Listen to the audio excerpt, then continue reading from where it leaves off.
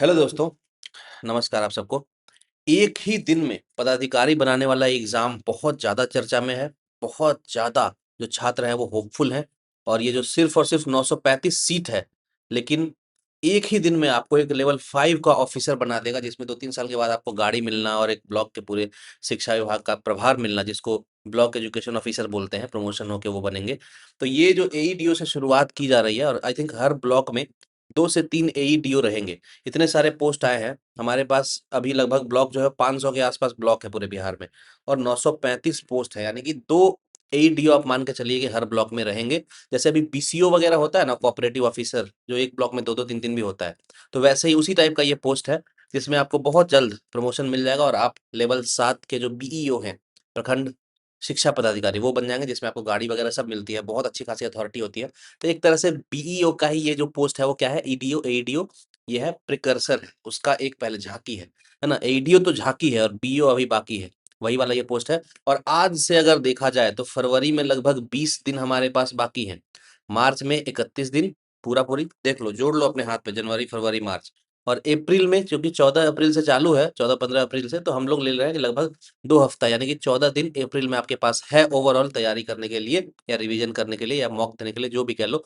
But अभी से लेके 65 दिन है, मोटा-मोटी हमारे पास 60 दिन तो है, क्योंकि 5 दिन आपका ट्रेन से आने में, जाने में, इधर-उधर तबीयत खराब, अभी मौसम चेंज वगैरह भी हो रहा है।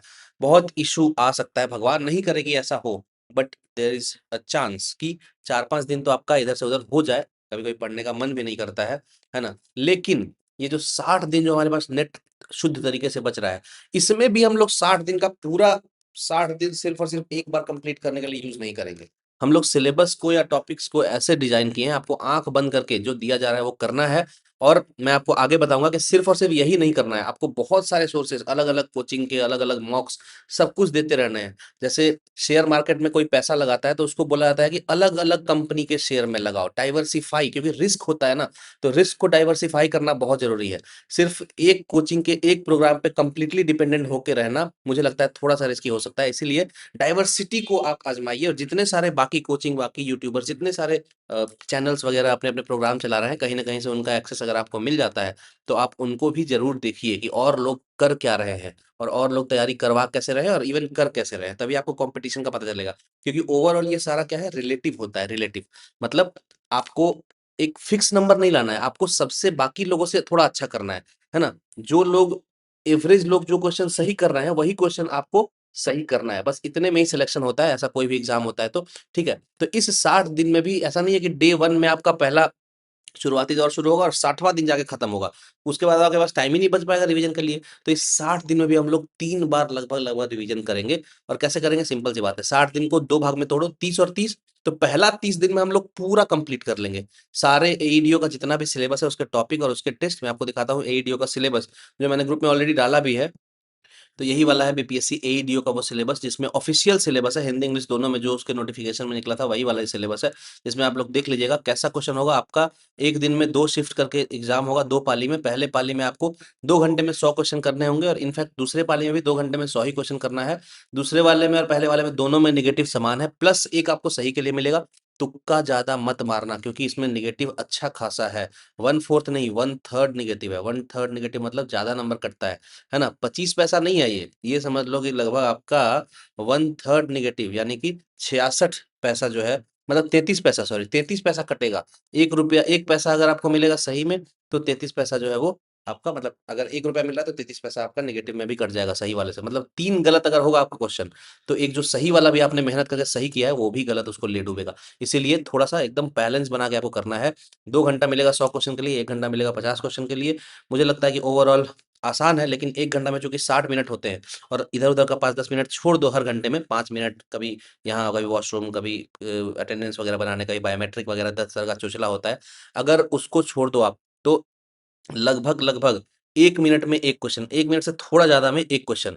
तो इसके लिए आपको करना क्या होगा कि जीके वाला तो आपका बहुत आसानी से निकल जाएगा। इसमें 1 मिनट पढ़ने में नहीं लगता है, सीधा क्वेश्चन देखा है, आंसर मार दिया। आपका सब कुछ रटा हुआ है ही, पूरा लूसेंट एकदम ज़बान पे है। हर वन लाइनर किताब आपने बहुत अच्छे से पढ़ लिया है। खान सर वाला जो पॉकेट जीके आता है वो पढ़ लिया है, लूसेंट पढ़ लिया है, आपने घटना चक्र वगैरह पढ़ लिया है। उसमें दिक्कत नहीं है बाबू, लेकिन इसमें बहुत सारे लोग अच्छा स्कोर भी करेंगे ओवरऑल। इसमें ओवरऑल स्कोर जो है 100 में आपको 80-80, 85, 90, 95 तक लोग जो है वो क्वेश्चन सही करके आ सकते हैं। ये ऐसा कंपटीशन रहने वाला है, क्योंकि सोचो ना 10 लाख लोग भरे हैं, 10 लाख लोग भरे हैं और कितना इसमें हो रहा है ये बताओ। सीट कितना है? सिर्फ और सिर्फ 935 है, समझ रहे हो?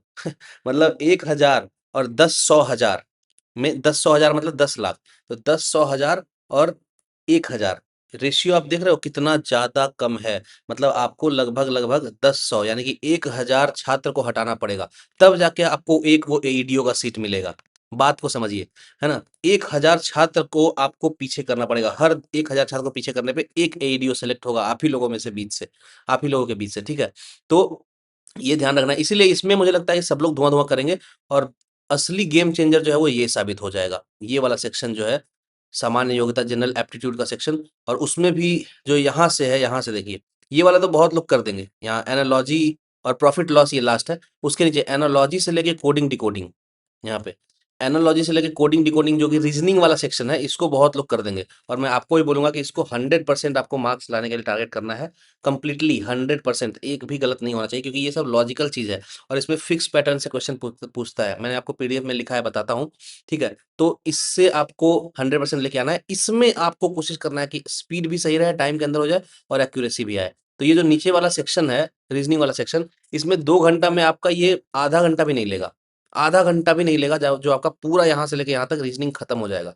रीजनिंग में नहीं टाइम लगता है, प्रैक्टिस करके जाओ, बहुत धड़ाधड़ धड़ाधड़ लोग बनाते हैं यार, बाएं हाथ की उंगली पे लोग गिन लेते हैं। इतना ज़्यादा टैलेंटेड लोग आप ही के बीच में से हैं, ठीक है?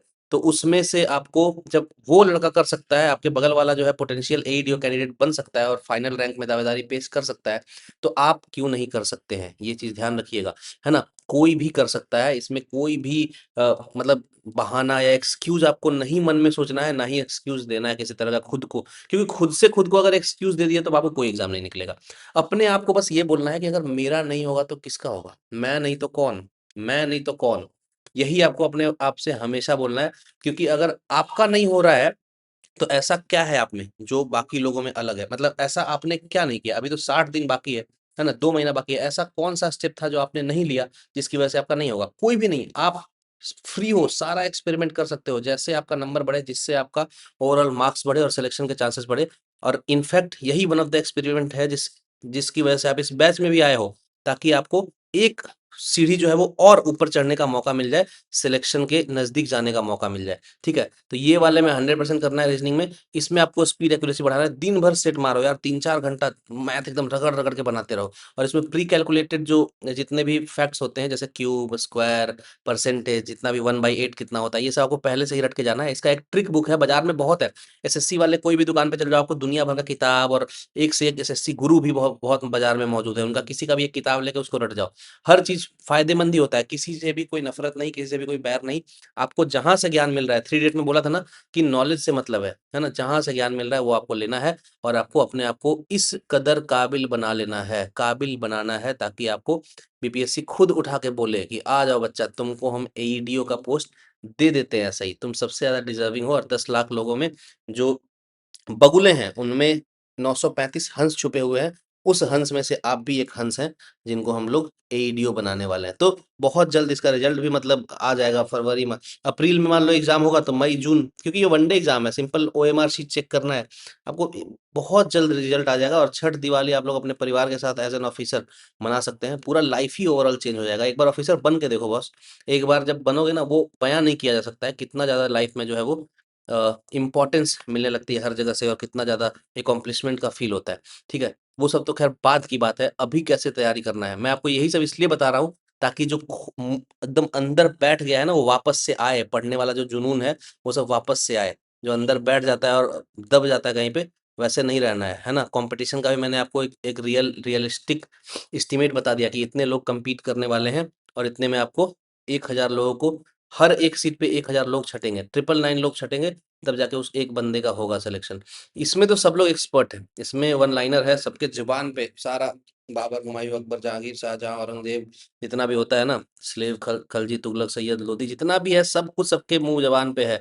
लेकिन चूंकि नयापन इसमें होता है ना, क्वेश्चन तो रिपीट नहीं होता है मैथ में, नंबर तो जरूर बदलता है कहीं ना, तो कोई ना कोई छोटा कैलकुलेशन बदलता है, इसीलिए थोड़ा सा इसमें दिमाग लगाना पड़ता है। और इसमें आप 1.5 घंटा से ज्यादा दो, रीजनिंग में आपको उतना नहीं देना है, रीजनिंग से आप इसमें ज्यादा दो, क्योंकि इसमें एक्यूरेसी ज्यादा है, इसमें जो आंसर आपका आ गया है ना, एक बार बढ़िया से कैलकुलेशन करने पे वो आंसर आपको ऑप्शन में दिख गया, यानी कि वो सही है, ऑफ कोर्स सिली मिस्टेक आपको नहीं करना है।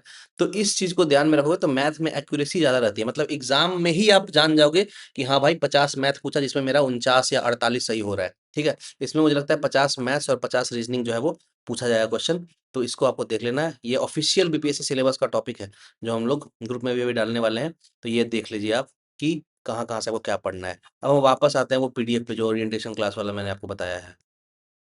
एकदम ध्यान से, अभी से एकदम स्ट्रैटेजिकली पढ़ना है और स्ट्रैटेजिकली ही आगे बढ़ना है ना? 30 दिन में हम लोग पहला रिवीजन पूरा करेंगे 1 से 30, मतलब जिसमें आपका जीएस भी रहेगा और एप्टीट्यूड भी रहेगा। टोटल जो 200 सवाल आएँगे पूरा का पूरा 200 सवाल हम लोग 30 दिन में कवर कर लेंगे। तो इसमें मोटा-मोटी पहला 15 दिन हम लोग 15-16 दिन हम लोग लेंगे किसके लिए? जीएस के लिए, और उसके अगला 15-16 दिन जो है वो हम लोग ले लेंगे जी एप्टीट्यूड के लिए, ठीक है? ये होगा फेज 1 जिसमें कंप्लीट सिलेबस आपको एक बार करवा दिया जाएगा, है ना? बेसिक से एडवांस रहेगा सारा सिलेबस या टॉपिक या जो भी टेस्ट होगा।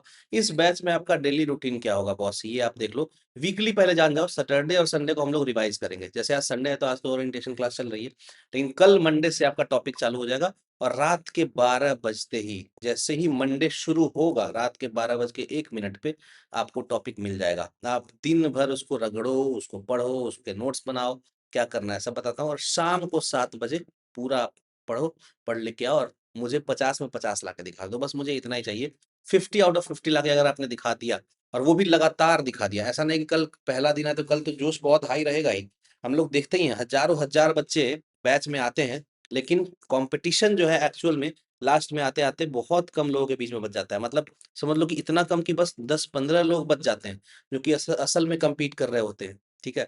तो आपका डेली रूटीन यही रहेगा, आप सुबह जब भी उठते हो 5 बजे उठो, 4 बजे उठो, हम लोग आपको रात में 12 बजे टेस्ट दे देंगे, टेस्ट के टॉपिक्स दे देंगे। जैसे टॉपिक मान लो हमने लिख दिया बुद्धिज़्म, तो उस बुद्धिज़्म को आपको कहाँ से पढ़ना है, ठीक है? हर दिन आपको, और ये देखो ये जो 3x रिवीजन है ना, ये 3x रिवीजन 3 गुना के और ज़्यादा भी सैटरडे संडे को भी आपको रिवीजन करना है, तो मतलब लगभग 4 बार रिवीजन आपका हो जाएगा। क्योंकि एक-एक बार तो आप लोग खुद, नहीं सॉरी 5 बार, एक-एक बार तो आप लोग खुद अगला दिन का रिवीजन कर रहे हो। जो टॉपिक्स आएँगे ना वो पिछले दिन के भी सबसे इम्पोर्टेंट टॉपिक्स को दिया जाएगा, जो कि आप आज रिवाइज़ करोगे। मतलब कल जो आपने पढ़ लिया है और कल जो आपने नोट्स बनाया है, उसको भी आपको आज रिवाइज़ करना है। नोट्स के माध्यम से, अपने नोट्स के माध्यम से रिवाइज़ करना है।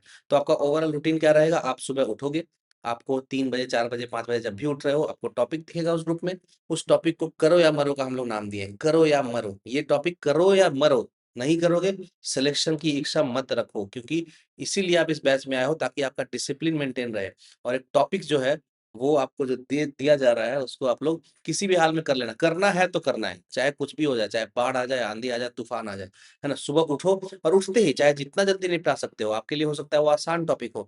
आप आसान टॉपिक है तो सिर्फ आधा घंटा में कर लो, अगर टफ टॉपिक है तो आप 2 घंटा लगाओ। हार्डली इस बैच को आपको 3 घंटा देना है, मैं आपको बताऊँगा आगे इस बैच में आपका कितना रिक्वायरमेंट लगेगा, क्योंकि ये सिर्फ़ और सिर्फ यही नहीं करना है। मैंने आपको शुरू में ही बोला कि आपको अपने सक्सेस के चांस को डाइवर्सिफ़ाई करना बहुत ज़रूरी है। हर जगह से थोड़ा-थोड़ा, थोड़ा-थोड़ा लेके, है ना? तब जाके एक बड़ा पौधा बनता है ना? उसको पानी कहीं बरसात से, कभी ज़मीन से, कभी एक इंसान पानी देता है उसमें, तब जाके वो बड़ा पौधा बनता है। तो आपको भी इस बैच के अलावा भी अपना काम नॉर्मली करते रहना है।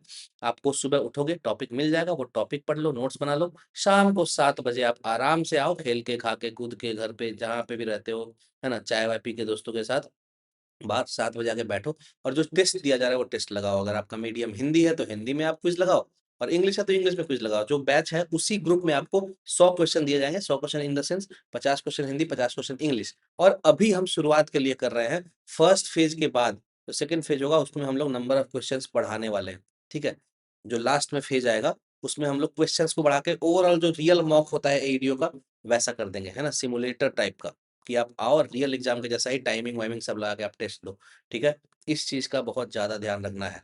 अभी आपको सिर्फ़ और सिर्फ़ 50 क्वेश्चन दिया जाएगा, क्योंकि 50 क्वेश्चन आपके लिए सफिशिएंट है। मैंने बोला ना कि बेसिक टू एडवांस समझाएंगे। ऐसा नहीं कि हमको एक ही साथ 5,000 क्वेश्चन दे दो, नहीं, जैसा दिया जा रहा है करना है, क्योंकि हमारा जो ब्रेन है ना वो इन सिलोज या इन पीसेस, पीसमील अप्रोच बहुत ज्यादा इंपॉर्टेंट है ना। ब्रिक बाय ब्रिक करके घर बनता है, छोटे छोटे ईंट को आप सही से रखते हो तब जाके फाइनल घर बनता है।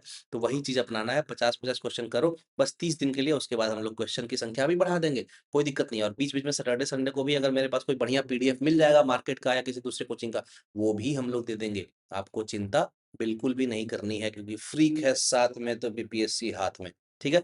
और देखो, जिस जो भी टॉपिक मिलेगा, खैर कल पहला दिन है तो कल पहला दिन आपको रिवीजन टॉपिक्स नहीं मिलेंगे, लेकिन परसों से आपको कल का भी टॉपिक इंक्लूड किया जाएगा, और कल का जो अपना सॉरी परसों का जो अपना नया टॉपिक है वो भी दिया जाएगा, जिसमें आपको सोर्स अपने हिसाब से चुनना है। फ्रीक आईएएस फ्रीक का जो नोट्स है चैनल पे दिया हुआ है आईएएस फ्रीक पे, वो जाके देख सकते हैं, लूसेंट पढ़ सकते हैं, पॉकेट जीके पढ़ सकते हैं, घटना चक्र का एक जीके ए करके आता है वो पढ़ सकते हैं, आप कुछ भी पढ़ो। और मैं तो बोलूंगा कि सबसे इंपॉर्टेंट अगर आपको लेक्चर वगैरह टाइप का देखना है, क्योंकि बहुत सारे लोग पीडीएफ से नहीं पढ़ पाते हैं, किताब से उनको हो सकता है समझ में नहीं आए, तो बहुत सारे लेक्चर है यार, पीडब्ल्यू वगैरह आजकल जितना भी कुछ एसएससी वाले बहुत सारे एईडीओ का करवा रहे हैं, यूट्यूब पे मैराथन 12-12 घंटे का है ना, या फिर उस टॉपिक पे अगर आप सर्च करोगे यूट्यूब पे तो आपको तेरे वीडियो मिल जाएंगे, कोई भी उठाओ और पेन पेपर लेके बैठो, उस टॉपिक को महारत हासिल कर लो। देखो ब्रूसली ने बोला था, ब्रूसली ने क्या बोला था कि ब्रूसली ने बोला था कि मुझे उस आदमी से ज्यादा डर नहीं लगता है जो कि 1,000 अलग अलग टेक्निक जानता है मुझे मारने का, कभी ऊपर मारा कभी नीचे मारा, 1,000 टेक्निक से मार दो, डर नहीं लगता है। लेकिन मुझे वैसे आदमी से ज्यादा डर लगता है जो कि एक ही टेक्निक को 1,000 बार मास्टर कर चुका है। तो ये आपको कभी नहीं सोचना है कि आपने 1,000 टॉपिक में से ये छोड़ दिया वो छोड़ दिया, मैंने ये छूट गया, नहीं, आपको जो आता है आपको उसमें कोई नहीं फंसाए, ये चीज ध्यान में रखना कोई भी एग्जाम निकालने के लिए। क्योंकि जो टॉपिक, फॉर एग्जांपल सिंपल सा टॉपिक ले लो, दिल्ली सल्तनत, दिल्ली सल्तनत में फॉर एग्जांपल आप ले लो गुलाम वंश, गुलाम वंश में कितना भी डीप कोई जाए तो आपको वो नहीं फंसा पाए, आप इतना एक्सपर्ट बन जाओ, है ना, इतना एक्सपर्ट बन जाओ कि जो टॉपिक आपने कर लिया उस टॉपिक में आपको कोई नहीं छू पाए, और उस टॉपिक में पूरे इंडिया का भी रैंक 1 हो, यूपीएससी टॉपर भी हो, आप उसको डिबेट में हरा सके जब भी डिस्कशन हो, और एक पूरा लंबा आप जो है वो बढ़िया सा मोनोलॉग बोल सके, कोई पढ़ाना चाहे तो उसको आप पढ़ा सके, किसी को भी बढ़िया से लेक्चर देके झाड़ सके, समझ रहे हो। तो आपको जो टॉपिक दिया जाएगा उसमें इतना एक्सपर्ट बन जाना है ना, बार बार बार करना है। शुरू में थोड़ा कम टॉपिक देंगे, घबराना नहीं है, धीरे धीरे टॉपिक आपको बढ़ाया जाएगा। बहुत सारे लोग जो है वो ऑलरेडी एकम्प्लिश्ड है, बहुत सारे लोगों को लगता है कि ऑलरेडी मेरी तैयारी बहुत तगड़ी हो गई है, तो भी कोई दिक्कत नहीं है, आपको हम्बल बन के रहना है, और अपने आप को बहुत ज्यादा तुरंत खा नहीं समझना। जब तक आप एक ऑफिसर नहीं बने हो, फॉर एग्जाम्पल जब तक आप किसी एग्जाम के लिए टारगेट कर रहे हो और वो एग्जाम आपका निकला ही नहीं है, तो आप अपने आप को एक्सपर्ट कैसे मान सकते हो। बहुत सारे लोग मैं देखता हूँ कि यूपीएससी का अपने आप को पूरा, जो दिल्ली में 5-5 साल तैयारी कर लेते हैं मुखर्जी नगर में, वो अपने आप को यूपीएससी का इतना बड़ा तुरंखा समझने लगते हैं कि यार यूपीएससी के बारे में हमसे ज्यादा कौन जानता है भाई, पूरा यूपीएससी एक साइड और हम एक साइड, है ना। तो भाई जब इतना ही आप एक्सपर्ट हो तो आपका अभी तक निकला क्यों नहीं, सिंपल सी बात है। तो बोलता है कि धांधली चल रहा है, ये चल रहा है, वो चल रहा है, भाई फाइनल तो यही है ना कि नहीं निकला। कुछ भी होता, धांधली चलने के बाद भी ईमानदार लोगों का तो होता ही होता है ना। बहुत सारे लोगों को मैंने देखा है, मेरे दोस्त यार जितने भी जान पहचान के जितने का भी निकला है, सब लोग एक साधारण ही आदमी थे, किसी ने कहीं कोई घूस नहीं दिया है, किसी के पास 50 लाख 1 करोड़ रुपया नहीं था कि वो सीट, जो बोलते हैं सीट बिक रहा है सीट खरीद ले, फिर भी उसका निकल जाता है। तो मेहनत करके और पुरुषार्थ से निकलता है ना। एक्सक्यूज देने वालों से बच के रहना है, और अपने आप को जो बहुत ज्यादा तुरंत खा समझते हैं, देखो जब तक तुम्हारा नहीं निकला है उस एग्जाम के आप अपने आप को एक्सपर्ट कैसे किस मुंह से समझ लेते हो भाई। यूपीएससी में बहुत सारे लोग बोलते हैं कि मतलब मेंस तो ऐसे होता है वैसे होता है, प्रीलिम्स ऐसे होता है, ये वैसे निकलता है, जब तक आप खुद नहीं निकाले हो, मतलब आप तो फिर आपका निकल क्यों नहीं रहा है, सिंपल सी बात है, बार बार दे रहे हो निकल नहीं रहा है, लेकिन अपने आप को पूरा एकदम एक्सपर्ट। तो सिर्फ अटेम्प्ट ज्यादा होने से थोड़ी एक्सपर्ट बन जाता है आदमी, कि मैंने 5 अटेम्प्ट दिया है तो मैं तो पहले अटेम्प्ट वाले को पूरा एकदम झाड़ के रख दूंगा, ऐसे एटीट्यूड वालों से बच के रहना है। और बहुत सारे लोग जो ऐसा एटीट्यूड रखते हैं, मुझे लगता है कि ये अच्छी चीज नहीं है। ओवरऑल जब तक आपका निकला नहीं तब तक आप हम्बल बन के रहिए, और इवन जब निकल जाएगा फिर तो आपके पास वर्क प्रेशर है, जॉब है, और उसके बाद तो आदमी हम्बल खुद खुद ब खुद बन ही जाता है। जो आदमी एग्जाम निकाल लिया है उसके पास इतना तो दिमाग है ही कि वो हम्बल बन के रहे और गंभीर तरह से रहे, ठीक है। ओवरऑल एक ही इसका यहाँ पे आप देख रहे होगे, एक ही मेरा कहना है आपसे कि slow and steady wins the race. Overall लंबी रेस है, ये लंबी रेस है, ADO is a long game. मतलब उस एक दिन में आप रातों रात स्टार बन सकते हो, लेकिन उस एक दिन के लिए आपको अभी से लेके जो 60 दिन है उसको डेली आपको थोड़ा थोड़ा निखरना होगा, है ना। ठोक पीट के अपने आप को, घड़े को कैसे कुम्हार जो है ठोकता पीटता है ताकि उसमें अच्छा शेप आ जाए, वैसे ही आपको स्लोली बढ़ना है, काम डाउन रहना है। किसी तरह का हड़बड़ी, जल्दीबाजी ये सब करने से ना मेंटल प्रेशर बहुत पड़ता है। दिमाग प्रेशर कुकर की तरह फटने लगता है। इसीलिए काम डाउन, स्लो, स्टेडी, धीरे-धीरे हम एक-एक स्टेप बढ़ाएँगे क्योंकि देखो ना, सिर्फ पहला 5 से 10 दिन आपको ये वाला स्लो एंड स्टेडी करना है। उसके बाद स्पीड अपने आप आ जाता है ना? तुम देखो जितना पढ़ोगे, जितना किताब पढ़ोगे, जितना टॉपिक कंप्लीट करोगे, उतना तुमको और धीरे-धीरे लगते जाएगा कि कितना टॉपिक बाकी है। जो बच्चा नहीं पढ़ता है, जो कभी किताब छूता ही नहीं है, उसको लगता है कि सीधा एग्ज़ाम में बैठेंगे मेरा निकल जाएगा। लेकिन जो किताब उठा के 1 दिन भी पढ़ लेता है, उसको रियलिटी पता रहती है कि भाई साहब अभी तो इतना चीज़ बाकी है, आज तो हम सिर्फ़ इतना ही पढ़े। आप इसलिए बोल रहा हूँ कि शुरुआत जो है वो स्लो एंड स्टेडी करो, आपको खुद ब खुद क पता चल जाएगा। अभी जो आप कहीं से मेंटरशिप देख रहे हो, अभी से कहीं आप कोई हैंड होल्डिंग अप्रोच या कोई लेक्चरर या फिर कोई टीचर उसको देख रहे हो, वो ठीक है। लेकिन जैसे ही 5 से 10 दिन, 15 दिन, 20 दिन आप इस ज़ोन में रहोगे ना कि आपको पढ़ना है, कंप्लीट करना है, एक मतलब फ्रीक की तरह, एकदम फ्रीक की तरह डिसिप्लिन रूटीन में आप करोगे ना, आपको 11वाँ दिन से किसी के बताने की ज़रूरत नहीं पड़ेगी। आप खुद उसको लेके बैठोगे और खुद कंप्लीट करोगे। इनफैक्ट आप खुद भी अपनी कमज़ोरी और मजबूती, प्लस माइनस सब जान जाओगे और आपको पता चल जाएगा कि कैसे रेस जीता जाता है और आपको खुद ही वो चमक जाएगा, होता है ना, अपने आप दिमाग में चमक गया कि कैसे करना है, तो आत्मज्ञान हो जाता है। भगवान बुद्ध भी तपस्या करने बैठे थे तब उनको आत्मज्ञान हुआ था। ऐसे नहीं कि अरे देख लेंगे यार, एक ही दिन का तो एग्ज़ाम है, रीज़निंग में तुक्का मार देंगे सही हो जाएगा, ये ट्रिक लगा देंगे, ऑप्शन से कर लेंगे। ऐसे नहीं करना है ये सब एक्सक्यूज़ वाला है, मेहनत से कभी पीछे नहीं भागना है। और मेहनत से याद आया कि आजकल एआई-वेआई का ज़माना है, बहुत लोग सोच रहे हैं कि हम लोग तुरंत चैट जीपीटी से नोट बनवा लेंगे, तो इससे वो करवा लेंगे। नहीं होगा। चैट जीपीटी से 10 लाख में 5 लाख 20,000 लोग, 5-8 लाख लोग, सब लोग नोट्स बनवा रहे हैं चैट जीपीटी से। लेकिन मुझे लगता है कि हैंड रिटन नोट्स मेकिंग जो आप अभी ये देख रहे हो, ये भी हैंड रिटन नोट्स है। कोई चैट जीपीटी, कहीं किसी एआई का यूज़ नहीं किया गया है ना? अपना जो भी दिमाग कहता है, क्योंकि दिमाग जो है, वो धीरे-धीरे लोगों का क्या होते जा रहा है, रुकते जा रहा है। जो कॉग्निटिव एबिलिटी है, सोचने की क्षमता है, वो धीरे-धीरे कम होते जा रही है एआई की वजह से। इस एआई ने हम लोग को क्या कर दिया है, पूरे दिमाग को सड़ा दिया है, रॉटन कर दिया है। और सोशल मीडिया और एआई ये दोनों चीज़ इतना खराब है ना, ज़हर है। इसीलिए नोट्स आप जब भी बनाओ, हाथ से ही बनाओ। एक सादा पेन और paper can make you a topper. याद रखना, a simple pen and paper will definitely one day make you a topper. तो पेन एंड पेपर लेके बैठो, जिससे आप फ्यूचर के टॉपर अपने आप को तुरंत जो है वो देख सकते हो कैसे बनोगे धीरे-धीरे।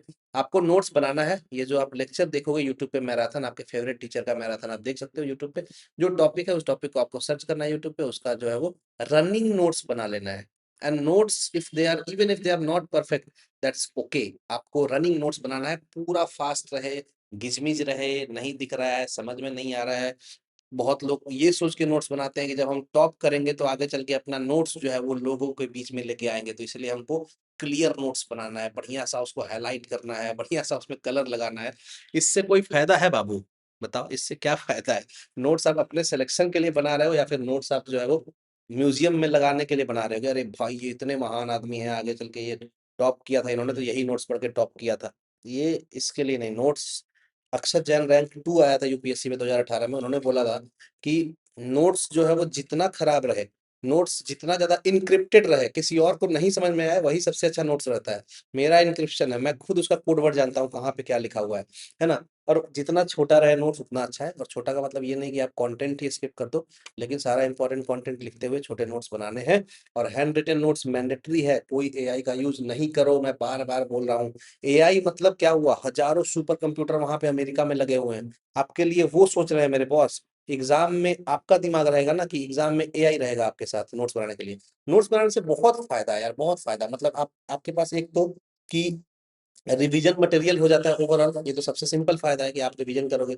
दूसरा, आपके पास एक ट्रैक रहता है।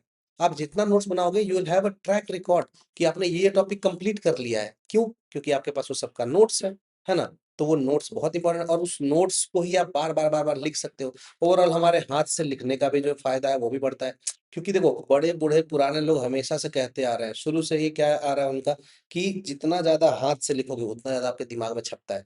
पूरे दिमाग में अगर छापना है तो कोई ट्रिक काम नहीं करेगा, कोई भी शॉर्टकट काम नहीं करेगा, आपको बस लिख लिए, माइंड में छप जाएगा। 2 बार 3 बार कोई चीज़ लिख लिए ना, दिमाग में वो छप जाता है, क्योंकि लिखने से पहले जो है बहुत सारा प्रोसेस होता है। आप सिंपल कोरे कागज़ को आप जो है वो एक इम्पोर्टेंट उसमें इन्फॉर्मेशन लिखते हो, तो आपके दिमाग में जो है वो 2-3 बार वो चीज़ गुज़रता है। आप हर लेटर लिखते हो तो उसके पहले कुछ ना कुछ आपका दिमाग जो है वो सोच रहा होता है ना? ऐसा थोड़ी है कि हम बिना सोच कुछ और रहे हैं, लिख कुछ और रहे हैं, ऐसा नहीं हो सकता ना। जब आप लिखोगे तो आपके दिमाग में वही चलेगा टॉपिक, जो चीज़ आप लिखने वाले हो। तो नोट्स बनाने के फ़ायदे ही फ़ायदे हैं, ट्रिपल स्टार चीज़ है। अब आपको नोट्स जो है वो 100% बनाना है और इसकी अकाउंटेबिलिटी के लिए आप नोट्स बना रहे हो कि नहीं बना रहे हो, हम लोग एक होमवर्क बॉट टेलीग्राम पे बनाए हैं, अभी उस पे काम चल रहा है, लेकिन तब तक आपको एक मेंटर आईडी दी जाएगी, उस पे आपको डेली टॉपिक पढ़ के उसका नोट्स बना के भेजना है ना? और जो नोट्स नहीं भेजेगा लगातार 3 दिन तक, 2 दिन तक, 5 दिन तक, उसको हम लोग इनएक्टिव स्टूडेंट की कैटेगरी में डाल देंगे, उसको हम लोग ध्यान नहीं देंगे उस पे।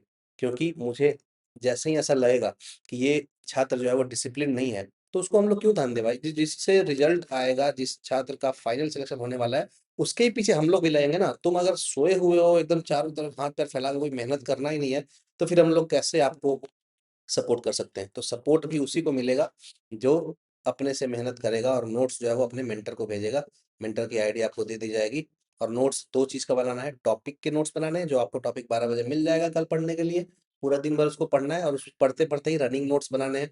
आप चाहो तो 2 तरह का नोट्स बना सकते हो, एक रनिंग नोट्स और एक बढ़िया वाला नोट्स भी, है ना? नोट्स को कॉर्नल मेथड से बनाओ, मतलब आधा हल्का-हल्का गैप छोड़ते रहो, आगे चल के कुछ ना कुछ अपडेट करने के लिए, है ना? टेस्ट सीरीज़ में आप अगर टेस्ट देते हो तो उसमें जो मिस्टेक होता है ना? टेस्ट में भी आप, तो शाम को टेस्ट होगा 50 क्वेश्चन का, उसमें आप 2 तरीके के नोट्स बनाओगे। टेस्ट में आप मिस्टेक्स को लिखोगे, डे 1 मिस्टेक्स, डे 2 मिस्टेक्स, ऐसे करके। क्या-क्या टेस्ट में गलती हो रही है, और अगर कोई सवाल सही भी होता है, लेकिन वो सवाल आपने तुक्का से सही किया है, उसका भी आपको नोट्स जो है वो लिखना पड़ेगा कि ये तुक्का से सही हुआ। यार तुक्का से सही हुआ मतलब गलत हुआ एक तरह से, है ना? आपको कन्फर्म आंसर पता नहीं है और गलती से आपने एबीसीडी भगवान का नाम लेके किसी पे भी आंसर रख दिया, सही हो गया, तो वो आपको नहीं पता है, वो एग्ज़ाम में काम नहीं करेगा और माइनस मार्किंग है। एग्ज़ाम में इस टाइप का तुक्का मारोगे ना, एक-एक क्वेश्चन मतलब बहुत इंपॉर्टेंट है। थोड़ा-थोड़ा इधर-उधर मारोगे हल्का तुक्का, पहुँच जाओगे सीधा रिजल्ट फाइनल लिस्ट से बाहर। एक ही दिन में जय या क्षय डिसाइड होगा, ठीक है?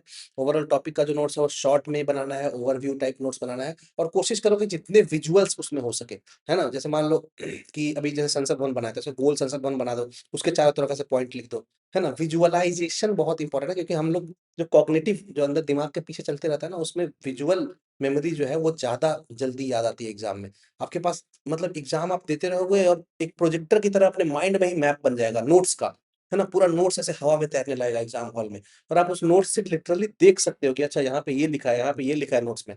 ऐसा तभी होगा जब आप सिर्फ टेक्स्ट वाले नोट्स नहीं, आप विजुअलाइज़ेशन वाले नोट्स बनाते हो। तो ये बहुत इंपॉर्टेंट है। You have to make a lot of visuals in the notes, है ना? कोई भी ऐसे टॉपिक है तो उसमें जैसे मान लो फोटोसिंथेसिस है तो उसका बढ़िया सा नोट्स बना लिए कि पेड़ कैसे उससे खाना बना रहा है, फिर ये CO2 निकल रहा है, तो ये जा रहा है, वो जा रहा है, CO2 जा रहा है, ऑक्सीजन निकल रहा है। विजुअलाइज़ेशन बहुत ज़रूरी है नोट्स का, जितना पॉसिबल है मतलब उतना बना सकते हो तो आप बनाओ। सिर्फ टेक्स्ट वाले नोट्स नहीं बनाना है, विजुअल वाले नोट्स, क्योंकि यही एग्ज़ाम में जाके आपको दिमाग में एक प्रोजेक्टर की तरह मतलब वहाँ पे चलने लगेगा, है ना? तो आप चीटिंग कर सकते हो अपने नोट्स से। ऐसे नोट्स बनाओ जिसमें विजुअल्स हो और 10-15 बार देखोगे, आपके माइंड में जब चाहो तो उसको माइंड के सामने लेके आ सकते हो और उससे आप चीटिंग कर सकते हो एग्ज़ाम में, है ना? आपके दिमाग में ही वो नोट्स रहेगा, दिमाग से कोई थोड़ी निकाल सकता है। ओवरऑल मैं आपको एक और चीज़ क्लियर कर दूँ, और आप लोग जानते भी होंगे, ऑलरेडी बताया हुआ है कि ये फाउंडेशन बैच नहीं है जिसमें कि डेली क्लासेस होती है ना? डेली आपको क्लास दिया जा रहा है, नोट्स दिया जा रहा है, उसका टाइम तो अब निकल गया फाउंडेशन बैच का। मतलब बढ़िया फाउंडेशन बैच जो है, अभी 60 दिन में नहीं कराया जा सकता है, पॉसिबल नहीं है, और कराया भी जा सकता है तो जितने रिसोर्सेज़ और जितना इस बैच का मतलब फ़ी है, उसके हिसाब से तो नहीं है। तो ये डेली टारगेट आपको है, डेली स्टेप बाय स्टेप करके आपको फाइनल मंजिल तक पहुँचाया जाएगा इस बैच में। ऑल्दो हम लोग सेशंस लेते रहेंगे, हम लोग हमेशा मिलते रहेंगे, हमेशा आपसे बात करता रहूँगा और किस तरह का प्रिपरेशन चल रहा है, क्या चल रहा है, आप लोग ज़रूर बताना। हमारे मेंटर आईडी जो है, उसमें मैं डायरेक्ट आपको मॉनिटर करूँगा, है ना? मेंटर हमारे जैसे बहुत लोग हैं, लेकिन सबसे मेनली जो है वो मैं ही वहाँ पे देखता हूँ। बैच में आपको ज़्यादा टाइम नहीं देना है, मैं बता रहा हूँ। एईटीओ जो है, इस बैच में 60 डे चैलेंज वाले बैच में, जो हमारा खासकर बैच है, इसमें आपको डेली 2 घंटा से ज़्यादा नहीं देना है। आपको जो टॉपिक दिया जाएगा, 4-5 टॉपिक दिया जाएगा, उसको 2 घंटे में आप खत्म कर लो। 15-15 मिनट का वीडियो है, 5 टॉपिक, है ना? खूब से खूब 6 टॉपिक दिया जाए, तो उसमें कितना ही टाइम आपका लगेगा, है ना? 8 टॉपिक भी अगर लगेगा, तो आपको 15 चौके 60, आपको 2 घंटा से ज़्यादा नहीं लगेगा, और 8 टॉपिक हम लोग देंगे नहीं, है ना? 5-6 टॉपिक डेली देंगे, 4-5 टॉपिक ऐसे देंगे, अगर जल्दी हुआ तो दे देंगे। और आपके पास सैटरडे संडे भी है, तो 2 घंटा आप पढ़ो जो टॉपिक दिया जा रहा है, और 1 घंटे का टेस्ट होगा। 1 घंटा भी नहीं, मुझे लगता है आधा घंटा का ही टेस्ट होगा ना, क्योंकि 1 घंटा टेस्ट तो नॉर्मल जो एडीओ वाला आपका रियल एग्ज़ाम होगा, उसमें 100 क्वेश्चन रहेगा, क्योंकि हम लोग 50 क्वेश्चन दे रहे हैं, तो आपको सिर्फ 7 से साढ़े 7 कर लेना है ना? और ओवरऑल क्वेश्चन तो हम लोग 15 मिनट में ही दे देते हैं। तो 15 मिनट में क्वेश्चन दे दिया जाएगा, 20 मिनट लगाओ, लगभग लगभग आपको 2 से ढाई घंटा देना है इस बैच में डेली। बाकी आपका अपना सेल्फ स्टडी भी कंटिन्यू रहना चाहिए, या फिर कहीं पे कोचिंग आप कर रहे हो, दैट शुड आल्सो कंटिन्यू। आपके अपने से आपको डेली इन सब के अलावा, इस 60 डे चैलेंज वाले बैच के अलावा आपको 1 घंटा करंट अफेयर के लिए डेली देना ही देना है। और ये वो वाला करंट अफेयर नहीं पढ़ना बाबू कि आज क्या हुआ 15 पॉइंट हम ले लेते, नहीं। करंट अफेयर वही पढ़ना है जो पूरे महीने का कंपाइल हो चुका हो। ये चीज याद रखना। करंट अफेयर लोग पढ़ते हैं कि अरे आज शाम को हम देख लेंगे कि आज सुबह से शाम तक क्या हुआ। नहीं भाई, ऐसा नहीं करो, है ना। अभी जैसे फरवरी महीना चल रहा है, तो लास्ट जनवरी तक का आया हुआ है, जनवरी का स्पीड निकालो और उससे करंट अफेयर पढ़ लो। जनवरी महीने का करंट अफेयर पढ़ो डेली, 1 घंटा करंट अफेयर के लिए दो। या फिर अगर आपको करना भी है डेली वाला, तो आप न्यूज़पेपर डेली कर सकते हो। न्यूज़पेपर बढ़िया से पढ़ो, 1 घंटा करंट या न्यूज़पेपर के लिए दे सकते हो, दैट्स गुड। लेकिन आप कंपाइल्ड वाला जो है वो पूरा 1 महीना का ही पढ़ो एक साथ, क्योंकि एक दिन में बहुत बकवास बकवास चीज भी करंट में आते रहता है, जो कि आज कुछ हुआ कल यही चीज बदल जाएगा अचानक से। तो वो पढ़ने का कोई फायदा नहीं है। इसलिए बॉल बाय बॉल कमेंट्री से बचना है, और ओवरऑल जो कंपाइल्ड नोट्स रहता है उससे करना है, ठीक है। उसके बाद 3 घंटा आपको मैथ्स का प्रैक्टिस करना है, एप्टीट्यूड का, जिसमें रीजनिंग का प्रैक्टिस दबा के करो। 100% रीजनिंग आपको आना चाहिए। एंड जीएस को भी 3 घंटा देना है, क्योंकि जीएस ऑलरेडी मोर और लेस सबका है। बीपीएससी वाले हैं आप लोग, सारे योद्धा हैं, सारे धुरंधर लोग हैं। तो एप्टीट्यूड के लिए प्रैक्टिस करिए। और एप्टीट्यूड के लिए प्रैक्टिस का जो टाइम है 3 घंटा, इससे आप बढ़ा सकते हैं, 4 घंटा 5 घंटा भी कर सकते हैं। इवन आप 5 घंटा भी करते हैं तो 5 3 8 एक 9 घंटा आपको सेल्फ स्टडी अपना जो कर रहा है वो करना है। और इसमें लगभग लगभग 3 घंटा, तो 12 घंटा। 24 घंटा पूरे दिन में होता है भाई। अपने पूरे लाइफ को सुधारने के लिए आप 12 घंटा नहीं दे सकते हो, जो कि एक्सट्रीम केस में बोल रहा हूँ। डेली आपको 12 घंटा बैठने में कोई दिक्कत नहीं होना चाहिए। जवान हो, यंग ब्लड है, 12 घंटा बैठो और सीधा एईडीओ का ताज अपने माथे पे चमका लो बॉस, है ना। अगले 30 दिन में ही आपका जय और क्षय डिसाइड होगा। या तो विजय होगी, है ना, विजय श्री बजेगी चारों तरफ, जो है वो आपकी बड़ाई होगी, आपका मंगल गान जय घोष होगा, या फिर क्षय हो जाएगा, या फिर आप जो है वो इसी भीड़ में, इसी कंपटीशन में वापस इसी साइकिल में फंस के रह जाओगे। तो आपको बहुत ही सीरियस होके रहना है। अगले 30 दिन में डिसाइड होगा। बहुत लोग सोच रहे हैं कि नहीं नहीं, अभी तो 60 दिन है एग्जाम में, लेकिन अभी से 30 दिन में जिसने पिकअप बना लिया, है ना, जिसने अपना पीक जो है वो हासिल कर लिया, उसका पीक रह जाएगा, उसका अप्रैल तक पीक रह जाएगा, और वो धुआं धुआं उड़ा देगा। क्योंकि इस 30 दिन में अगर आप नहीं पढ़ते हो तो आप ऑलरेडी बहुत पीछे हो जाओगे यार। कंपटीशन 10 लाख लोगों के बीच में है एक तो नहीं है। और बीपीएससी प्रीलिम्स नहीं है ना, जिसमें मतलब 20-20 हजार लोग का सिलेक्शन होता है मेंस लिखने के लिए। वैसा नहीं है बॉस। आपको अभी से लगना ही पड़ेगा। देयर इज नो एक्सक्यूज, कोई भी टेंशन नहीं है। 935 पोस्ट है, जिसकी वजह से बहुत हाई कंपटीशन है। और मैंने ऑलरेडी बोला कि बीपीएससी प्रीलिम्स और इसमें समझ लो कि 10 गुना ज्यादा कंपटीशन है। ज्यादा लोग भी फॉर्म भरे हैं, क्योंकि एक दिन में ऑफिसर बना रहा है, और ऊपर से इसमें एप्टीट्यूड वाला सेक्शन भी है, जिससे एसएससी वाले लगभग सारे लोग भरे हैं। एसएससी में भी जीएस पूछता है, एसएससी में भी मैथ्स पूछता है, तो आपको उनसे कम्पीट करना है। जो बीपीएससी का कोर स्टूडेंट है, उसको तो बहुत मेहनत करने की जरूरत है। जो बीपीएससी प्रीलिम्स मेंस वगैरह देता है, उसको इस एग्जाम के लिए अच्छा खासा मेहनत चाहिए यार। क्यों? क्योंकि इसमें एप्टीट्यूड है, और एप्टीट्यूड मैथ्स वैथ्स जो है सबका मजबूत नहीं रहता है उतना बीपीएससी वालों का। 10 क्वेश्चन पीटी में पूछता है, वो भी उतना टफ नहीं पूछता है, पीवाईक्यू से हो जाता है, उसमें भी टाइम लिमिट नहीं रहता है। लेकिन इसमें एक पूरा का पूरा पेपर ही आपका एप्टीट्यूड का है, एप्टीट्यूड का। इसलिए आपको, आपके लिए कंपटीशन खासकर बहुत ज्यादा है। जीएस में 100 क्वेश्चंस आपके आएंगे, जो कि ऑफ कोर्स हर बार आपको प्रायोरिटी ऑर्डर मैंने बताया है। आपको हिस्ट्री करंट लास्ट में भी आप करना। करंट ये जो है ना 30 दिन के बाद करना है यार, क्योंकि तब तक बहुत कुछ अपडेट हो जाएगा, है ना। पहले अभी फरवरी पूरा बीत जाना, तो मार्च से करंट कर लेना, कोई दिक्कत नहीं है।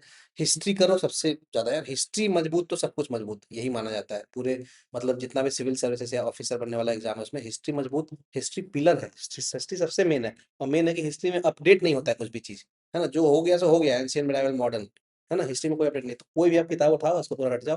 फिर साइंस हम लोगों ने नोट्स भी दिया है, बिहार स्पेशल का एक बहुत जल्दी हम लोग एडीओ का नोट्स डालने वाले हैं, जो कि ऑफ कोर्स बीपीएससी वाला ही नोट्स रहेगा, उसी को थोड़ा सा हम लोग अपडेट कर देंगे। और ये पेग जो सब्जेक्ट है, पॉलिटी इकोनॉमी ज्योग्राफी, इसको भी नहीं वो करना है, मिस करना है। इसी टाइप से ही पूछेगा। लगभग लगभग 20 क्वेश्चन आप ले लो हिस्ट्री से, 20 चौके 80 और 20 100 क्वेश्चन। ये 5 पार्ट में मैंने बांट दिया है, history, current, science, Bihar special और पेग, पॉलिटी इकोनॉमी ज्योग्राफी।